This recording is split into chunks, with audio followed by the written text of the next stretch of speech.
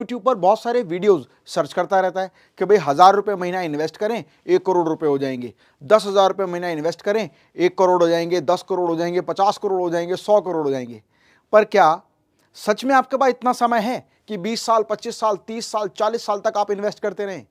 तो financial freedom को हासिल कैसे किया जा सकता है, आज मैं आपको बताऊंगा 101% वो सही फार्मूले जिसको अपनाकर आप अपने जीवन में फाइनेंशियल फ्रीडम को आसानी से अचीव कर सकते हैं।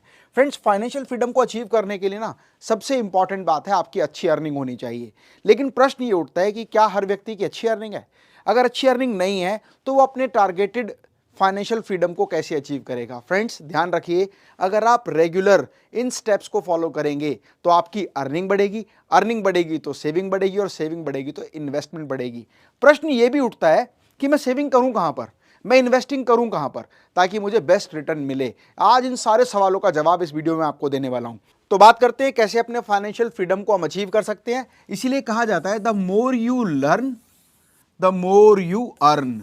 जितना ज़्यादा आप समय अपनी लर्निंग पर लगाएंगे, अपने आप को अपग्रेड करने पर लगाएंगे, नई नई चीज़ों को सीखने में, समझने में, इंप्लीमेंट करने पर लगाएंगे, उतनी ज़्यादा आपकी नॉलेज एनहांस होगी, और जितनी ज़्यादा नॉलेज एनहांस होगी उतना ही ज़्यादा आसानी से आप अपनी अर्निंग को बढ़ा पाएंगे। फ्रेंड्स, अर्निंग को बढ़ाने पर ना निरंतर फोकस करना चाहिए, चाहे वो डायरेक्ट अर्निंग हो या पैसिव अर्निंग हो। मतलब ऐसे ऐसे रिसोर्सेज जनरेट करना जहां से आपको पैसा आना शुरू हो जाए। The more you learn the more you earn, the more you earn the more you save. जितना ज़्यादा पैसा आप कमाएंगे, जितना ज़्यादा आपकी अर्निंग होगी, उतना आसानी से आप ज़्यादा सेविंग भी कर पाएंगे।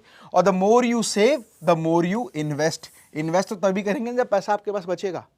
इसीलिए ज़रूरत है सेविंग को सही तरीके से इन्वेस्ट करने की, ताकि अपने फाइनेंशियल फ्रीडम को, अपने फाइनेंशियल गोल को हम बहुत आसानी से अचीव कर सकें। अब प्रश्न ये उठता है कि भाई हम इन्वेस्ट करें तो कहाँ करें और कितना अमाउंट करें?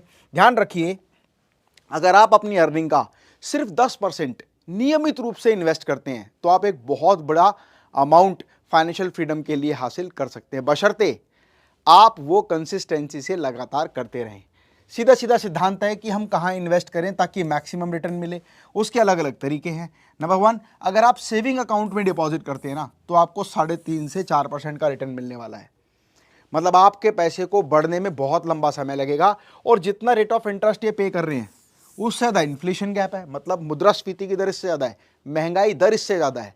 आप जो आज आपके 1 लाख रुपए की वैल्यू है वो 1 साल बाद सेविंग अकाउंट में 1,03,500 या 1,04,000 की होगी।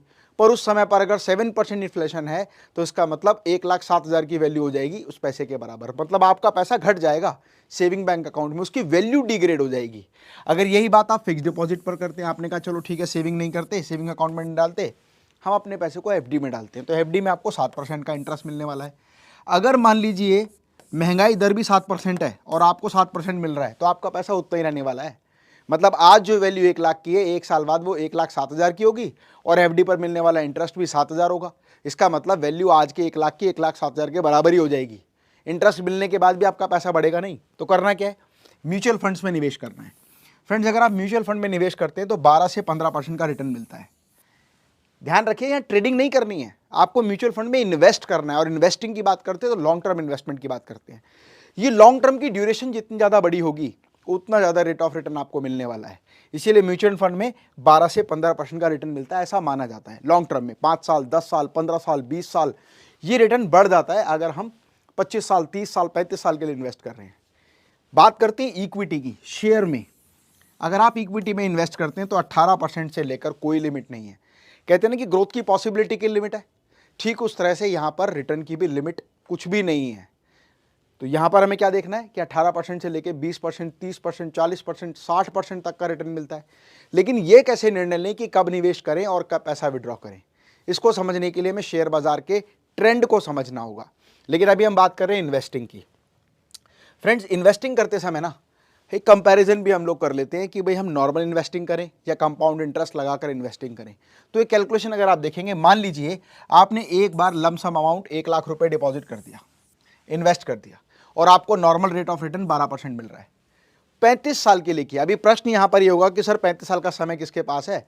मेरी एज ही 35 साल है तो 70 साल का होऊंगा तब इंजॉय करूंगा, या मेरी एज मान लीजिए 40 साल है तो 35 साल मतलब 75 साल का होकर इंजॉय करूंगा। तो फ्रेंड्स अभी मैं सारे एग्जाम्पल आपको देने वाला हूँ, आपकी सारी दुविधाओं को सॉल्व करने वाला हूँ। अभी आप समझ लीजिए 12% का रिटर्न मिलता है और 35 साल के लिए आप इन्वेस्ट करते हैं, 1 लाख की इन्वेस्टमेंट करते हैं, तो 35 साल में 1 लाख रुपए पर 42 लाख रुपए आपको इंटरेस्ट मिलेगा सिर्फ 12% से। मतलब 42 लाख जमा 1 लाख, 43 लाख रुपए आपकी पूंजी हो जाने वाली है। लेकिन ये समय अवधि भी तो बहुत बड़ी है। अगर यही इन्वेस्टमेंट हम कंपाउंड इंटरेस्ट की पावर को समझते हुए करें, मतलब ऐसे निवेश करें जहां पैसे पर तो ब्याज मिले ही मिले, प्लस आपके ब्याज पर भी ब्याज मिलना शुरू हो जाए, चक्रवर्ती ब्याज आपको मिले। कंपाउंड इंटरेस्ट अगर 12% है और 35 साल के लिए आपने 1 लाख रुपए डिपॉजिट किया है, तो आपको जो इंटरेस्ट मिलेगा वो मिलेगा 64,31,000। मतलब 35 साल बाद आपकी इन्वेस्टमेंट 65,31,000 हो जाने वाली है। तो ध्यान रखिएगा, कंपाउंड इंटरेस्ट की पावर ज़्यादा अच्छे से काम करती है, बशर्ते हम ठीक तरह से ठीक जगह पर निवेश करें और लंबे समय के लिए निवेश करें। अब ये लंबे समय की परिभाषा इस बात पर निर्भर करती है कि आपकी आयु कितनी है। अगर आप 15 साल के हैं और आप 20 साल के लिए निवेश करते हैं तो 25 साल अपनी यंग एज पर उस पैसे को इस्तेमाल कर पाएंगे। पर आप अभी से ही 25 साल के हैं और 25 साल के लिए इन्वेस्ट करते हैं तो क्या 50 साल पर एंजॉय करेंगे? तो हमें क्या समझना है कि कितना अमाउंट इन्वेस्ट करना है, कितनी ड्यूरेशन के लिए इन्वेस्ट करना है और आपका डिजायर्ड रिजल्ट क्या होगा, इसके बारे में बात करनी है। फाइन, तो बात करते हैं कि कंपाउंड इंटरेस्ट काम कैसे करता है। कंपाउंड इंटरेस्ट में अमाउंट जो आता है ना, जो आपका डिजायर्ड अमाउंट है, जो आपको चाहिए, उसका फार्मूला है P. P stands for principal, कितना पैसा आपने निवेश किया है। फॉर एग्जाम्पल आपने 10,000 रुपये निवेश किया है, या आपने 1 लाख निवेश किया है, या आपने 5 लाख निवेश किया है। 1 प्लस में आर, रेट ऑफ इंटरेस्ट कितना मिलना है। अगर मैं शेयर मार्केट में इन्वेस्टिंग की बात करता हूं तो मान लीजिए 18%, या मान लीजिए 12%, या मान लीजिए 15%, किसी भी अमाउंट से आप कैलकुलेट करें, plus R, rate of interest क्या है 18 बटे में एन, नंबर ऑफ टाइम, कितने टाइम आपने इन्वेस्ट किया है। फॉर एग्जाम्पल आपने 3 साल तक इन्वेस्ट किया, 36 की पावर एन टी, यहां पर कितने टाइम के लिए, 36 महीने के लिए आपने इन्वेस्ट किया है। तो ध्यान रखिए, यहां पर समझने वाली बात क्या है, मेरा कहने का मतलब कंपाउंड इंटरेस्ट को लेकर आपका डिजायर्ड अमाउंट क्या है, ये आप निर्णय लें। आपको 1 करोड़ रुपए चाहिए, आपको 50 लाख रुपए चाहिए, आपको 10 करोड़ रुपए चाहिए, उसी के हिसाब से आपको कितना अमाउंट इन्वेस्ट करना है पर मंथ। वो 10,000 भी हो सकता है, 1 लाख भी हो सकता है, 5 लाख भी हो सकता है। रेट ऑफ इंटरेस्ट मान लीजिए आपको 18 से 30% का रेट ऑफ इंटरेस्ट मिलता है। अब आप कहेंगे 30% का रेट ऑफ इंटरेस्ट कहाँ मिलता है? फ्रेंड्स, बहुत सारे शेयर्स पर आपको 60% तक का इन्वेस्टमेंट इंटरेस्ट मिला हुआ है। किसी किसी शेयर पे 12% का है, किसी पे 18 का है, किसी पे 20 का है। और शेयर मार्केट का तो एक स्पेकुलेशन की तरह है कि कोई अंदाजा ही नहीं है कि कितना रिटर्न आपको मिल सकता है। एक रुपए का शेयर हज़ारों रुपए तक पहुंच सकता है लॉन्ग ड्यूरेशन में। तो आपको क्या रेट ऑफ इंटरेस्ट मिल रहा है वो इंपॉर्टेंट है, और कितना टाइम लगेगा। अगर आप प्रिंसिपल अमाउंट हाई रखेंगे तो आप लो टाइम में भी अपने टारगेट को अचीव कर लेंगे। अगर आपका इन्वेस्टिंग अमाउंट, प्रिंसिपल अमाउंट कम होगा तो आपको ज़्यादा समय के लिए इन्वेस्ट करना पड़ेगा। ठीक इस तरह समझ लीजिए, आप 10 साल के लिए निवेश करना चाहते हैं तो आपका अमाउंट हायर होना चाहिए। अगर आप 15 साल के लिए इन्वेस्ट करना चाहते हैं तो अमाउंट इससे कुछ कम हो सकता है। 20 साल के लिए करना चाहते हैं तो अमाउंट और कुछ कम हो सकता है। तो आपको क्या निर्णय लेना है कि आप कितना पैसा निवेश करेंगे और कितनी समय अवधि के लिए करेंगे, ताकि आप अपने डिजायर्ड रिजल्ट को हासिल कर सकें। इसके लिए करना क्या है, गूगल पर आप लिखिए कंपाउंड इंटरेस्ट कैलकुलेटर। जब ये कंपाउंड इंटरेस्ट कैलकुलेटर की शीट आपके सामने आएगी ना, तो वहाँ प्रिंसिपल अमाउंट डालिए, पर मंथ सेविंग डालिए, कितनी करना चाहते हैं, कितना रेट ऑफ इंटरेस्ट आप एक्सपेक्ट करते हैं, 12%, 15%, 18%, और कितनी समय अवधि के लिए आप करते हैं। जब आप ये कैलकुलेट करेंगे तो आपके पास पूरी शीट आ जाने वाली है कि आपका डिजायर्ड रिजल्ट, मतलब जो अमाउंट आपको चाहिए वो कितनी समय अवधि में पूरा होगा। फाइन, और उसी रेशो में आपको अपना इन्वेस्टमेंट बढ़ाना होगा।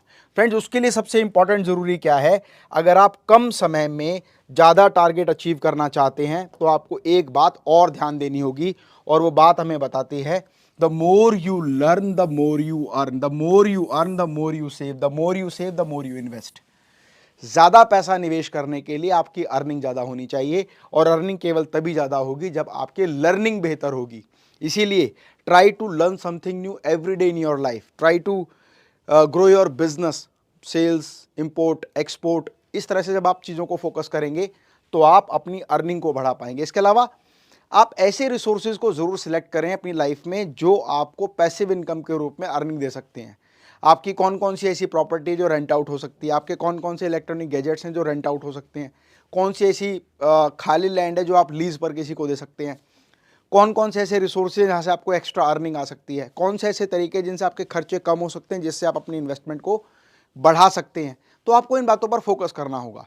जितना ज़्यादा बेहतर तरीके से आप इन 4 स्टेप्स पर काम करेंगे, उतनी ज़्यादा आपकी इन्वेस्टमेंट होगी, और जितनी अच्छी इन्वेस्टमेंट होगी उतनी लॉन्ग टर्म के लिए आप बेहतर तरीके से इन्वेस्ट कर पाएंगे।